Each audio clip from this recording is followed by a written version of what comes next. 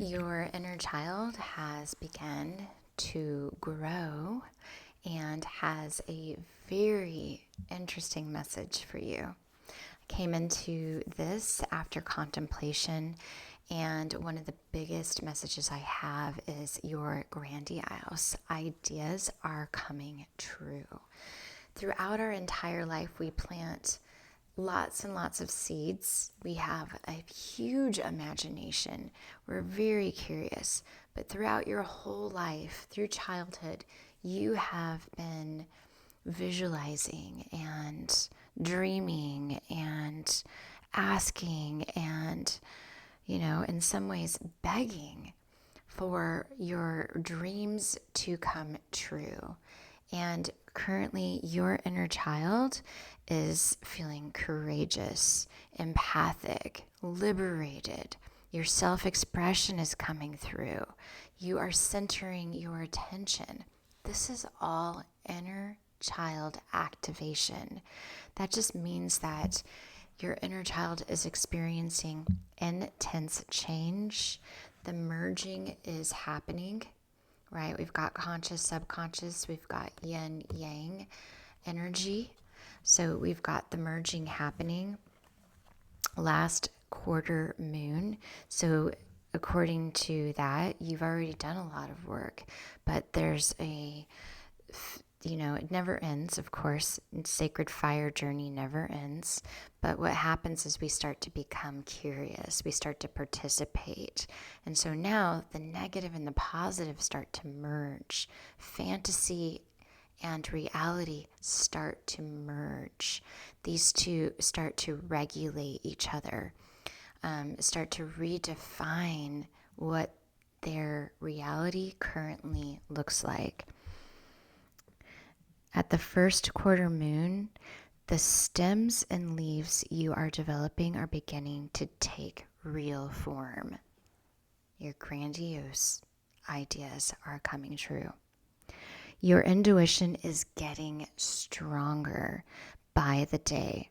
So placing trust in yourself is paramount to reaching the next stage. You already have the answers you are looking for. As the moon grows, so can nagging thoughts and doubts. The moon is going to continue her cycle whether you accompany her or not. So you may as well keep going.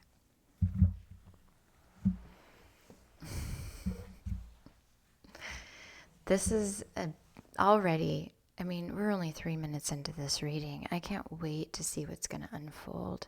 And at the end, we're going to pull a crystal specific to the growth that you're experiencing so that you may hold it, put it in your workspace, take it with you, stick it in your bag, stick it in your pocket. That is all inner child work, really connecting to the earth, playing with the outside world. Plants are even an amazing sensory object. Doing some finger painting. This all sort of brings in your inner child. Think about children, whether you're a mom or you're a dad or a child. Think about how freaking intelligent they are, how whimsical they are, how raw and authentic they are, how they don't question anything, but they're curious. They want to figure out how it works. But then we move and shift into a point where we start questioning it rather than being curious. So Spirit is asking you to be curious. Allow yourself to experience. Allow yourself to allow. Work with energy, not matter. When you work with energy, the matter just merges naturally into the energy. So remember, work with your energy. We're just going to see what your inner child needs in this moment. What does your child need in this moment? This is an oracle deck. We're going to see first off the chakra. Passion. So your inner child is asking for passion. This is your sacral chakra. Your sacral chakra is memory of the past, remembering who you are, remembering your innocence, remembering your vulnerability, remembering your curiosity, remembering your akashic, your past lives. Notice these days, I mean, I have come into multiple videos where these tiny little beings of light are remembering their past lives. They're having out-of-body experiences. You're able to ask them really deep evolutionary questions and they just have the answer. Are they going to be able to remember these as they get older? That's the thing, is at some point a shift happens and we move into survival. We move from authenticity, from curiosity to this survival mode, right? We move out of the house and now we've got to figure out how to make money and blah, blah, blah, blah, blah. Life just envelopes us. The matter just closes in on us. We start buying stuff and eating food and doing all the things that close us in, and we lose our devotion to our inner child. Our inner child wants to be taken care of. Now, throughout your inner child's life, throughout the child in you, they were born into this life with an already created platform, and basically we were being shown what needed healing. And in that environment, our only task was to not necessarily reject, but to observe in that environment what we weren't going to pack in our bag at the age of 18 and take with us. We're not supposed to go out and solve the problems. You are the solved problem, if that makes sense. What happens is bad things or distorted views happen in this environment. And then we literally spend our entire life chasing the dissolution of that problem. And because of that, what are we channeling? We're creating a future based on our past over and over and over and over and over and over until we finally realize that doesn't matter. The guy protesting on the side of the road for the thing he doesn't want has to manifest. Every time you put time and energy into things you don't want, it's a matter of redefining what you want. Sure, I want to heal all the mothers and fathers of the world. But I'm not seeking their pain. I'm seeking the resolution. I've redefined the idea of what I'm doing. First off, it's my purpose. Like I'm good at it. And I just poked and prodded and was a mad scientist. And then I started seeing my patterns.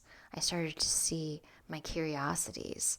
I started to see what lured me in. I started to see what resonated. And that was just a thing. I have 4 sons, and I wanted to be the best mom in the entire universe. I decided very early on that I wasn't just raising boys, but I was raising men. I was raising leaders. I was raising gods.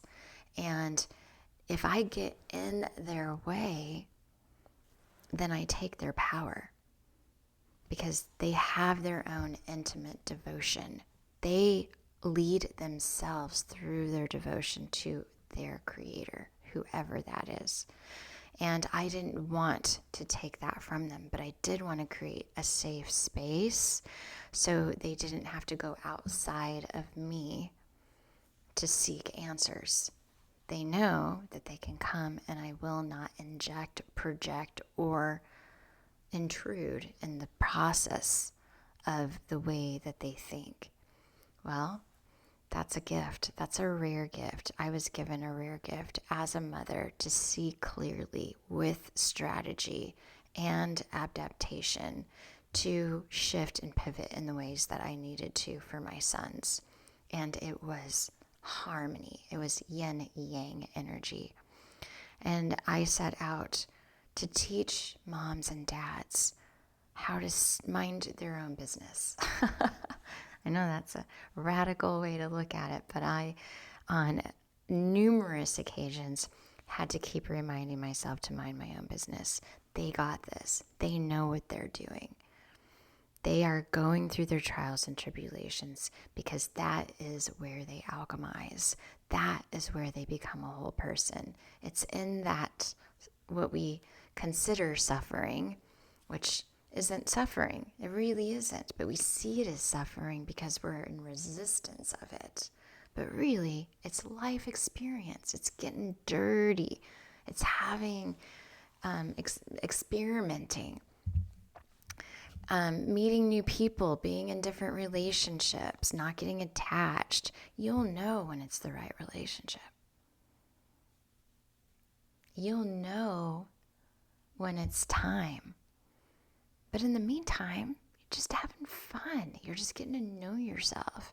I remember really early on, like I dated and I wasn't looking for my husband when I did that. I was really being a mad scientist. I wanted to get to know myself. I didn't know who or what I was looking for. I didn't have a clue what to look for. My mother had been married 5 times. In toxic relationships, distorted. Not that those relationships didn't have potential. Every relationship has potential. But when we're in the middle of alchemizing ourselves and trying to get to know ourselves, we can't get attached to another person. What happens is we put them up on a pedestal. We make them more important than ourselves. They are the catalyst to making us feel better. We give our power away. So your inner child is clawing at the door. They're like, I am here. And I am ready to lead. I'm ready to lead. I just know my 4 sons led me. I was on their schedule.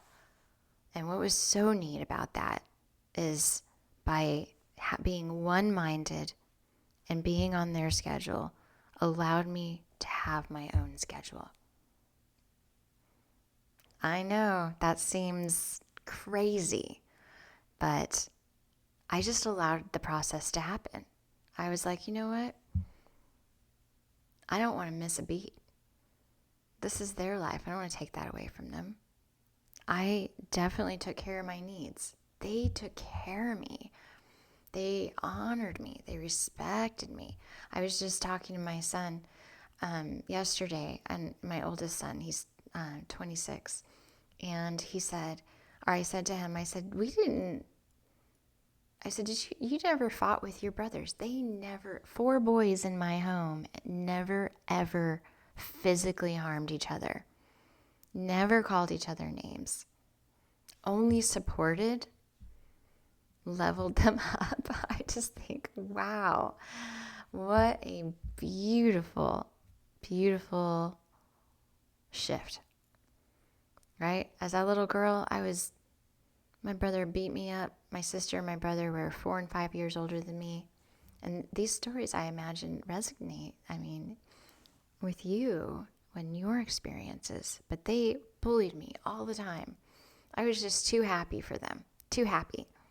Too involved. Too curious. Too fascinated. All the stuff. So it really taught me to isolate myself, taught me to hold myself back, suppress myself, because I just wanted my brother and sister to like me, right? And so that went with me out the door when it shouldn't have gone with me out the door. So that's the sacred fire, is really seeing Where did you come from as a child? How were you treated? What names were you called? Right now, you are being asked to clear out those lower frequencies. Spirit wants you to know again that your grandiose ideas are coming true. You're standing in your full power. You're being illuminated. You're very sovereign. I imagine you might be a very advanced individual. Looking at this last quarter moon, we've got the merging. There is no going back. You may have already done some inner child work, and now it's time to hone and harness that work that you've done, right? I can do work. I can do my homework, but if I never put what I've learned and what insights I have into action, then I'm not really embodying it. I'm still paradoxing. So Spirit is asking you to seek your kingdom. What that means is you are creating your future. You're redefining what you'd like your future, and it's not focusing on your pain. The pain is the catalyst for alchemization. It doesn't matter why Bob, Dick, and Sue did what they did. It doesn't. It doesn't. Anybody that's at a lower frequency isn't vibrating in a way that's supposed to make sense. It's just chaos. That chaos is supposed to turn you into order. That's all. It's just supposed to turn you into order. It's just supposed to be the catalyst. It's supposed to be it's supposed to catapult you. I'm like imagining jumping on a trampoline right now, and you are jumping and jumping and jumping, and all of a sudden you just burst into the sky, soar like an eagle, and never look back. That's where you're at. You're at that threshold. You are never going back. Ever. Ever, ever, ever. Expansion. Right? Passion. Expansion. Right? Expansion is impact, intensity, open, enlightenment, massive downloads, all kinds of remembrance, right? That's what the passion is remembrance. Perception. You've got a change in your perception, seeing the world differently. Remember, you're not waiting for anything. You're not waiting for anybody. I remember that shift happened for me. I was like, what am I waiting on? Why can't I move forward? What is going on? What do I need permission for? This is your permission. You can move forward. Those who are meant to be by your side will follow you. They will follow you. There's no, who's meant for you will be with you. There's so many people that have come into my life, and I'm like, this is the one that's going to stay. This is the one that's going to stay. But it wasn't effortless. In order for me to be a part of their life, I had to go out of my way. I had to poke and prod at those relationships. And I was like, these just aren't the ones. They just aren't. I just got to move forward. And if they happen to rise up and follow me, it's not that I stand above them or below them. It's just, this is my life. And a child sees that. That's why we think children are so selfish. It's because they care about themselves, and they care about what their needs are, and they care about what it is they want to do. They don't necessarily care who or what goes with them. And so it's really good to contemplate the child within and reach out to the child within and observe where that child within comes through. Just observe. Like right now, I feel like my inner child is potent right now doing this reading. I'm just feeling so good and so connected.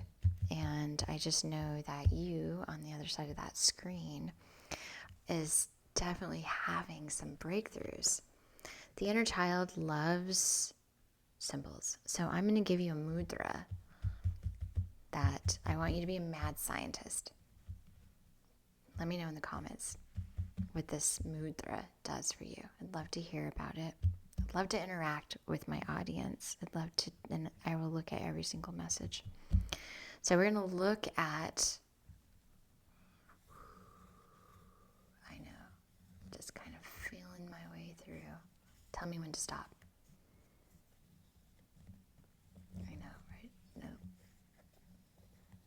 Okay, I think it's right here. Flow. Just like that. The 3 fingers, that, and then you just do that. And so, there you go. It's called Jala Mudra. Number 12. Jala Mudra. Fluidity, nourishment, and balance. It aids adaptability in the body and mind, enhances abdominal breathing, assists in lubricating the joints, cultivates emotional balance and support, harmonizes change. The element is water, of course, and then balance and flow accompany all of my transitions. That's wonderful. And I'll leave that in the description as well, so you can potentially look this up. But really, it's just a matter of sitting, like you might be sitting in a waiting room, or you might be sitting at work, maybe walking, just watching TV. Doesn't matter what you're doing. Just be a mad scientist and see how when you do that mudra, what happens.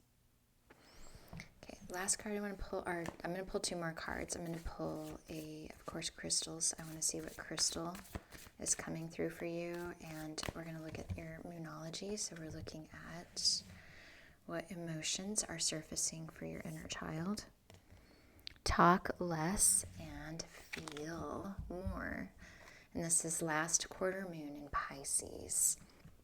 So I would recommend that you look at Pisces in your birth chart. If you don't have a birth chart, you can get one for free anywhere.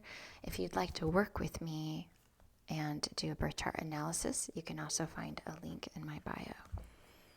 So this is last quarter moon in Pisces. It's like the last page of this whole book. Like, you're done. You're not going back. There's no going. Literally, last page in the whole book. Last one. You are free. Your idea, everything that you're working for is coming true. Don't you stop. You are in prime position. Okay, so the danger in your current situation is that you're going to be really good at starting things and less good at finishing them. That is a good behavior to confront.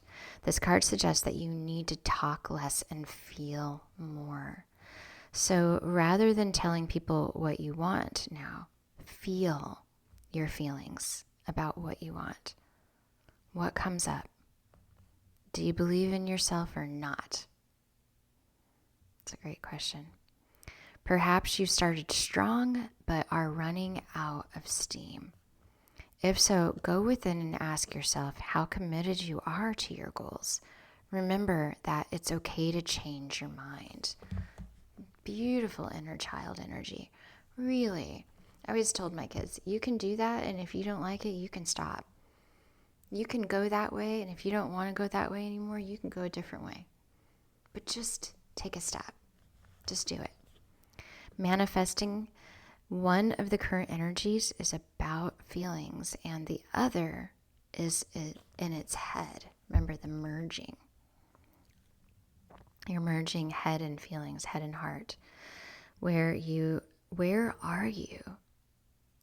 Can you meld the two? That's the way. Oh my gosh, that just gave me chills. Can you meld the two? Why ruin a moment with words? Sometimes feelings are enough. It's good to talk, but it's also good to just be. Okay, now there are crystals here. I am still going to pull one, but this is the crystals that this spirit is recommending. Purple fluoride, Labradorite, Sodalite, Amethyst, desert rose, selenite, or Celestite. Choose one and hold it in meditation, visualizing a luscious gold light swirling around you. Alternatively, keep your crystal close by as you work through your situation, or use 5 or 6 to make a crystal grid. I feel all my feelings, and it feels good. Ha! That is amazing. Absolutely amazing. And I will... Oh, bless me. I will put those into the description so you can see them. It's an absolute honor to do this reading for you. What a beautiful reading. Okay. Let's see what we got. Lepidolite. Wasn't that one of them?